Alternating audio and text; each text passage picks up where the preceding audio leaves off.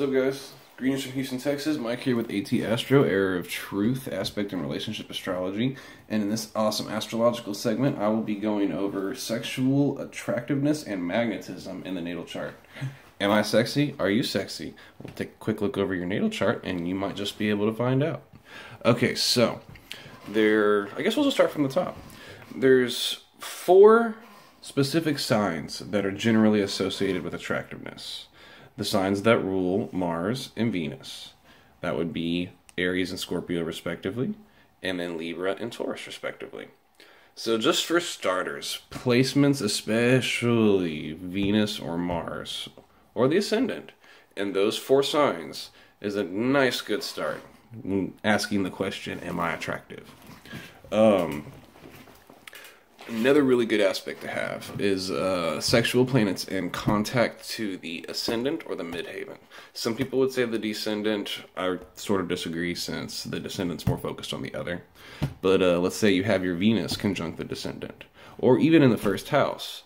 2 notable people with that would be Angelina Jolie and Macklemore. Also, on top of that, Angelina Jolie has her Mars conjunct the midheaven, and since the midheaven has a lot to do with how the public views you, that sexual side of her expressive energy is just displayed out to the world. Another aspect is having planets that are placed in the 1st, the 4th sometimes, not as much, but the 7th or the 8th house. So like we see Sheen. Charlie Sheen, look at that fool. I don't understand how anybody could find him attractive, but apparently he's, one of the most famous Lotharios in Hollywood history. Well, he's got his moon falling in the 8th house. Also, he's got his North Node conjunct the Descendant. That's another very important one as well. Having your North Node conjunct the Descendant, it has such a magnetizing, the North Node is such a magnetic point in one's own energy that it brings partners to you. Having Venus conjunct Mars, it's another good one. People with this aspect, in the way that they move and the way that they express their subconscious ego, it just oozes sensuality and sexuality. These people are generally never short of sexual partners. Another great aspect to have is Pluto, and Pluto is that's a different type of attractiveness though. It's on the deeper level. When somebody shows their Pluto and their personality, it just draws people and they don't know why. This person might not even be that good looking, but oh my god, I just can't stop thinking about them. When you have Pluto conjunct the ascendant, it's a really good one. People with that aspect tend to sort of in a way wear their Pluto on their demeanor, wear it on their sleeves. A lot of times they have a lot of tattoos or they come off really tough. Pluto is a tough planet. And sometimes they just have a very, very complex and mysterious draw to them. Venus conjunct Pluto. I myself have that aspect. That can be incredibly magnetic. Albeit, I have noticed it can be very polarizing as well. If the person who's looking at the Venus-Pluto person has a pretty poor opinion of Pluto in their natal chart, they can sometimes be actually quite repelled.